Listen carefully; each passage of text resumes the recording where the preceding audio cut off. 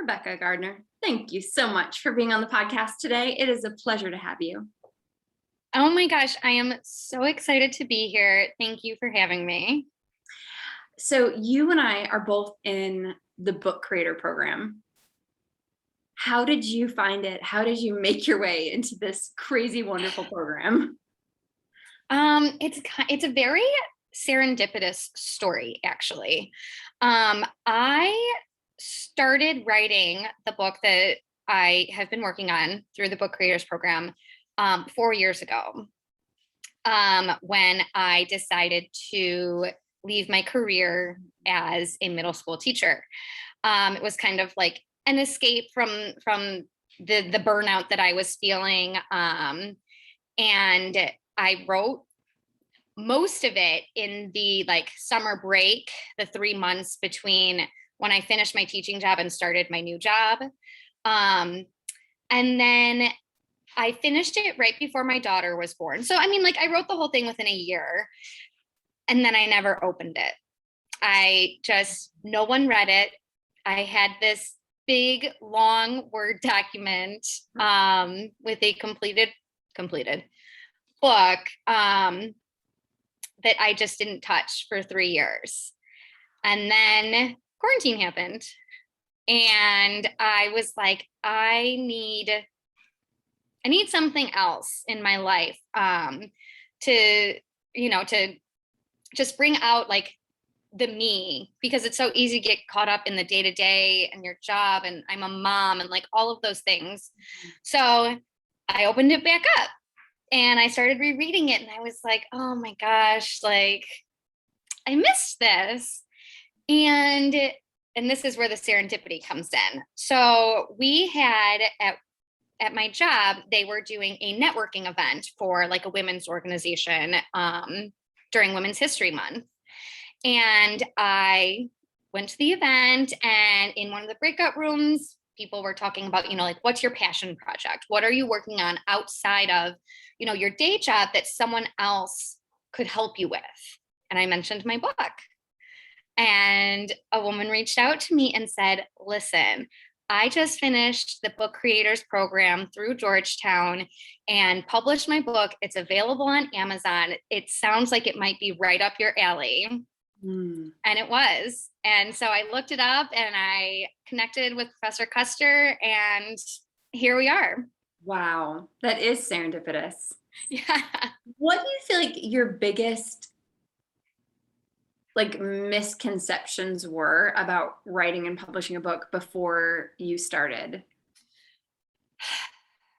I think, well, I guess it's kind of twofold, because in the first portion of my book writing, I was just alone, and I was just sitting here and I was just writing it in order of what was going to happen and in one big document. And I was like, all right, this is it. This is how it goes. And, cool.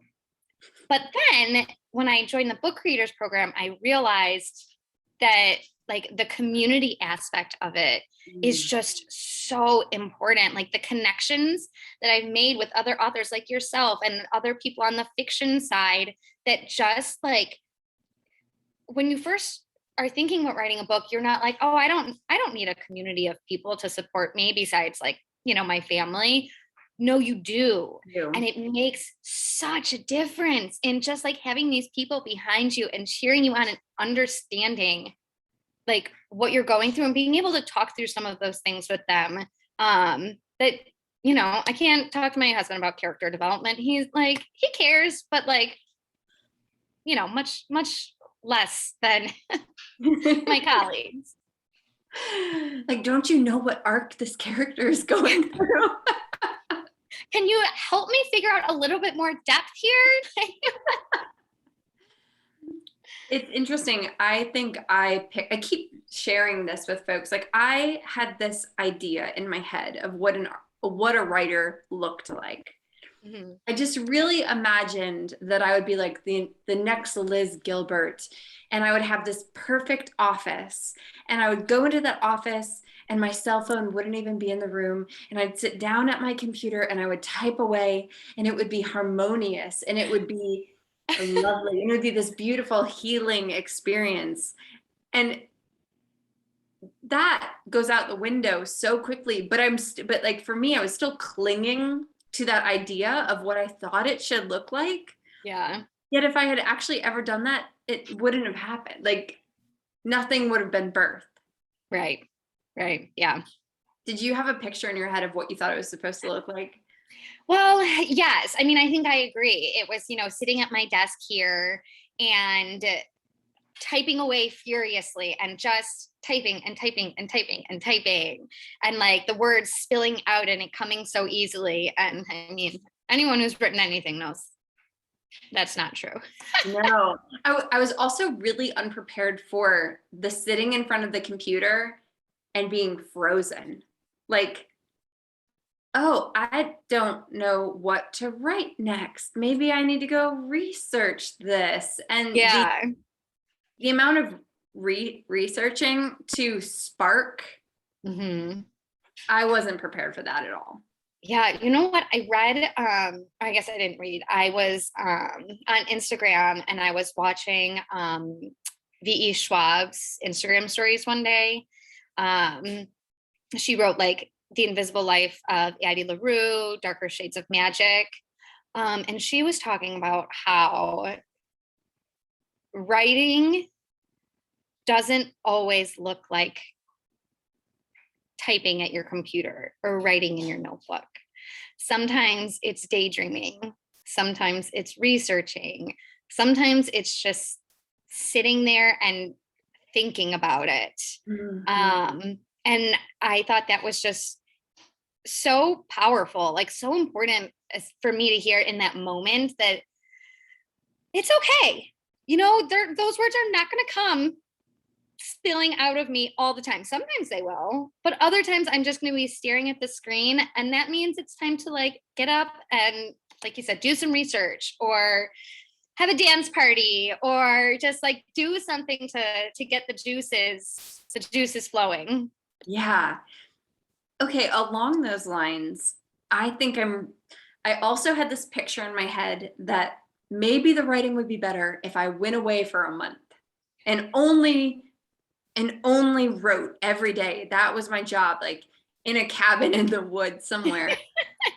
But that also, my life, my job, my interactions with friends, being able to talk about it with other people informed so much of the book and the stories that went into the book, that there's no way I could have written it that way. Yeah. And I've had the same vision before too. Like, I'm going to go somewhere by myself and it's going to be just luxurious. And I'm going to sit in a fluffy white robe and I'm going to write. And wouldn't it be incredible? But I totally agree. Like the conversations you have with people, someone might say something to you and unintentionally just spark an idea or make you think of something that you've been searching for weeks.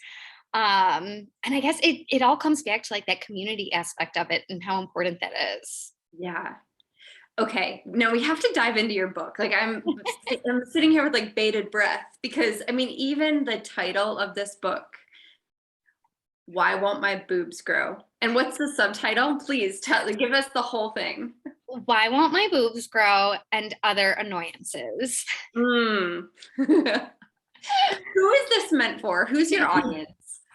I mean, the straight out the gate audience is teenage girls.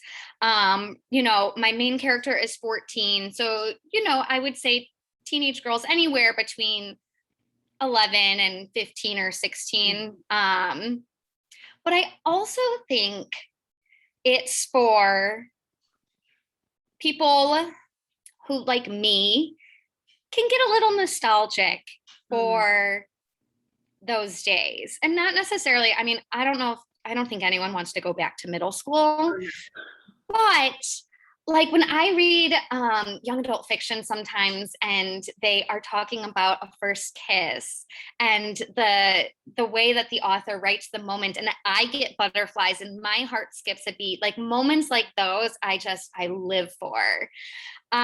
So anyone who feels that way, I think would really enjoy this, and anyone who likes to laugh at embarrassing moments, whether it be zits, whether it be bad kisses, or maybe even yelling the word penis.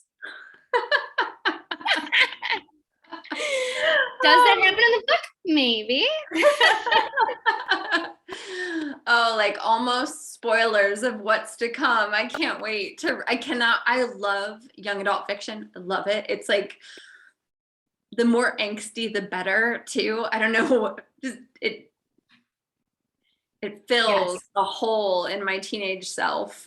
Yes, exactly. I totally agree. Like it, and because I feel like there is a little piece of 13-year-old me alive and well in my heart, and I need to feed her, you know? Like Yeah. she is, you know, my teenage self is such a big part of this book, and like a lot of it, like I just wish I could go give her a hug, and you know, and tell her that, you know, you're gonna laugh at these things someday. But yeah.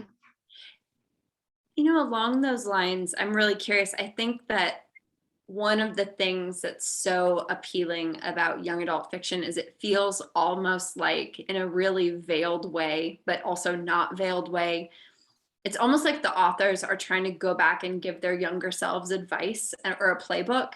And so I'm wondering what themes come up in this book that you're grappling with, that you're trying to maybe heal for your younger self.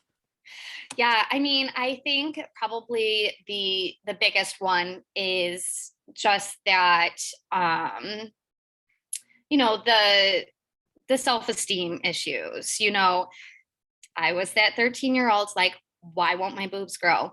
Everyone else has boobs. Why don't I have boobs? Like, you Mm, know, and just realizing that, you know, there's so much more beyond that. And they might grow someday, they might not. It's okay either way. But I think that is definitely a big piece of it. And I think another theme that really ended up coming out as I was writing this book was standing up for yourself, mm. which is not something I've ever been good at. I am a people pleaser. I want to maintain the peace. I want to keep everybody happy. And sometimes, you know, you can't. And you have to step up and say something and stand up for yourself and what you're comfortable with and what you believe in. So it was actually something that surprised me a little bit that ended up coming out as I was writing. Wow. What do you think it's taught you, writing this about standing up for yourself? I think just that how important it is, Mm, like that disturbing the peace is worth it as long as you're doing that to, you know, stand by your values or your beliefs. And if that's going to end a relationship or a friendship or, you know, anything like that, then it's probably not worth that time anyway. mm. I love that. I love that so much. What do you feel like the process of writing a book has taught you about yourself that you didn't know? Oh, that's a good question. Um, I think one thing is that I'm way more impatient than I ever realized. I've always thought like I had, you know, I was a middle school teacher. Like I thought I had good patience. Mm, But I guess when it comes to myself, um, not so much, you know, just this, I had this idea kind of like we were talking about before of like what this process was going to look like, what was going to come from it. And let's go, let's make this happen. And it doesn't always go that way. mm. And, you know, sometimes I have to like talk myself down and say, you know, take a breath and we'll get there, but just not today. I love that. I love that. Okay, so before we got on, I asked you if you are going to be the next Judy Blume. Tell me how you responded. I mean, that's the dream, right? That's what I would love. I would love nothing more than for my books to, go out and speak to young girls the way that Judy Blume's books spoke to me and made me feel heard and seen and loved. And that's really like when I started writing this book, that was my intention too, is when I long-winded answer ahead, I apologize. But when I started teaching, or even when I was still in college and someone would ask me, oh, Rebecca, like what grade are you going to teach? Like first grade, second grade? I was like, oh no, the little ones aren't for me. And then they inevitably say, oh, so like high school? And I'd say no, like 7th or 8th grade, probably. They'd be like, what? Why? Oh my gosh, they're horrible. And I write about this like in my author's note as well, but like, yeah, teenagers can be horrible. But what I love about teenagers is just that they're so full of emotion and feelings and just trying to figure out how to navigate the world in this place that they are, that is kind of like a forgotten space. People jumped immediately from second grade to high school. And there's this whole, group of kids who are navigating not being an adult, but also not being a kid, and trying to figure out how to find their independence and understand their feelings and communicate them effectively, and, all of that stuff. So yeah, that was a little bit of a rant. I apologize. No, I love it. I love it. So what's your vision? I mean, is this going to be a one and done? Are you imagining a series? What are you dreaming of? I'm dreaming of it becoming a series and of the reader being able to grow with Emma. The books that really heavily inspired mine were written by Louise Renison. She was a British author. And it was a series of a main character. Her name was Georgia, written in diary style, very similar to my own. And I loved them. And they were coming out as I was growing up. And, same thing, like, growing up with Harry Potter, just like having these books to grow with you, and you'll be able to, again, like, feel like someone understands where you're at and what you're going through and what being 14 or 15 or 16 is really like. Wow.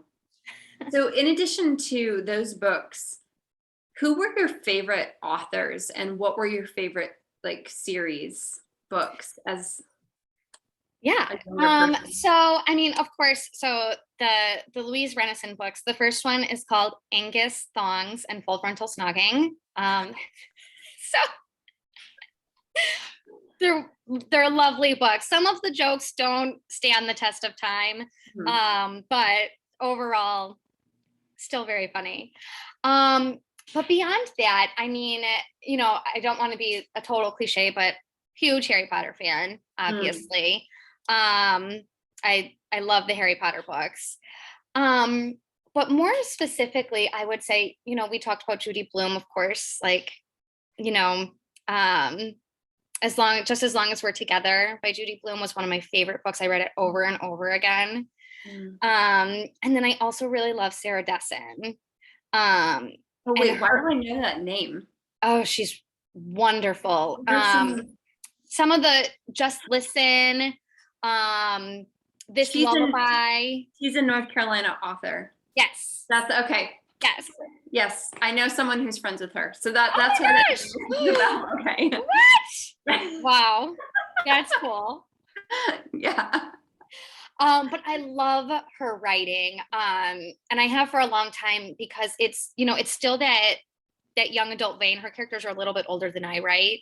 But I love the way like she makes you feel Mm. and feel connected to the characters and feel what they're feeling. When I was talking about like reading a scene about a first kiss earlier, I was thinking specifically of Just Listen by Sarah Dessen, which I just reread recently. And reading the first kiss moment, I was like my heart had a little palpitation and I was like, God, just incredible, you know? Yeah, that's so good. I think about, for me, I think I might be a little bit older than you are. So like the Boxcar Kids series Mm-hmm. and I mean R.L. Stein Goosebumps, that series, I can credit my love of reading on my own to R.L. Stein because I'm a little bit, I think the word they're using these days is neurodivergent, right? And Mm-hmm. so Yeah. learning to, I was read to a lot as a kid and I loved books. I love being read to, but reading on my own was really hard. And then Mm-hmm. then R.L. Stein came along and I knew I had to be able to read those books to myself. Like I wanted them for me, not Mm-hmm. because I wanted to share them with someone else. I Yeah. wanted someone to scare the pieces out of me, like, and not share that experience. And so it taught me to read. I love it. I was never a big RL star. I get spooked. But the books that like I was like, I need to Babysitter's Club. Hands Oh, down. yeah. I mean, devoured those when I was young. That's so awesome. And dude, it's a Netflix series now. I didn't know. I have to watch it. Wow. Yeah. Oh, that's right. You don't like to be spooked. You don't want to watch the new Sabrina because it's too dark.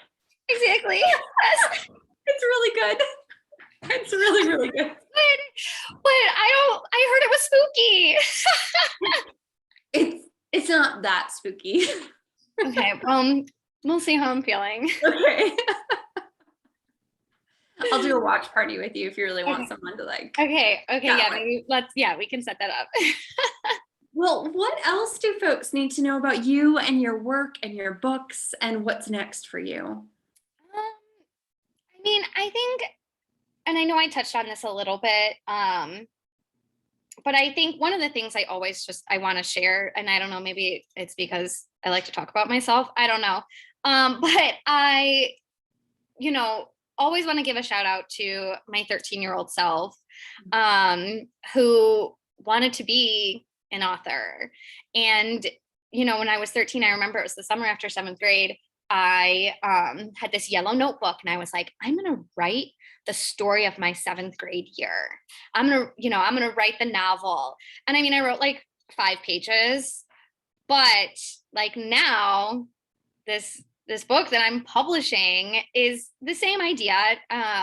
Emma's a little bit older, but same premise. And I just, like I said before, like I wish I could go give, 13-year-old Rebecca a hug and like, look at what we did.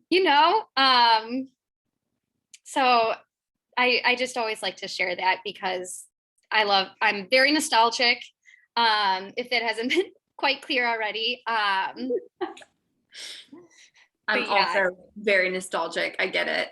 I feel like it's like, like this generation, we're all I mean, the number of like 2000s, like Instagram accounts, like is just, I think we're all a little bit that way. Yeah, I was and I was 90s girl, right? So yesterday I was like on BuzzFeed, like things you'll only understand if you're born in the 90s. And you're like, oh yeah, I remember that, Yeah. and oh yeah, I'm so glad that's not around anymore. Do you remember that show? They used to have it on VH1, I think, and it was like, I love the 90s. I heard, I never watched it, but yes, I know exactly what you're talking about. They should be like, that would be a huge success now. Like I love the 2000s. Yeah. Yes, it would. What advice, if you could, like, since you're so grateful for that self, that Mm-hmm. 13-year-old self, what would you tell her if she was sitting right in front of you, that 7 to 13-year-old you? What does she need to know? She needs to know, first of all, that her boobs are going to grow. honestly, that would be her first question. Secondly, I would say that your life does not need to be ordinary. That you can be an author. You can publish a book. You can, I mean, speak it into existence. You can be the next Judy Blume. And just, don't let that spark die, and, just keep going. You can do it. Well, I needed that today too. So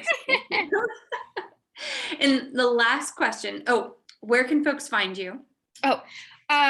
People can find me on Instagram is the place I am most active. And you're amazing at, by the way. Thank you. My handle is just Rebecca Garner _author. Tried to keep it simple, but that's where I am most active, and you can learn the most about me. We will link to that in the show notes, and this is going to be published. This episode is going to be published during what is your pre-sale campaign. So we'll also link to your pre-sale campaigns, because I know that I want a copy of this book. So I'm sure other people will want a copy of it too. If you want to go indulge your 7 or 13-year-old self, I highly recommend going to support Rebecca in her pre-sale campaign. And the last questions I have for you is, how do you live a life of abundance? Okay, so I've been thinking about this question a lot because I've listened to your podcast before, and I've heard you ask the question. I'm like, okay. So I've been thinking about it a lot. And I think my answer is twofold. I think the first thing is similar to what I was just talking about with the advice to myself, is being open to new opportunities and not being afraid to take the leap, even when it's a little bit scary, because the reward can be so worth it. And the second thing is just super simple, but so important to me. And that's just love, giving it, receiving it, writing it down. That is just the most important thing in the world. Rebecca, thank you for sharing that. And thank you so much for being on the podcast today. Thank you for having me, Alisha. I'm so happy I was able to do it. Likewise.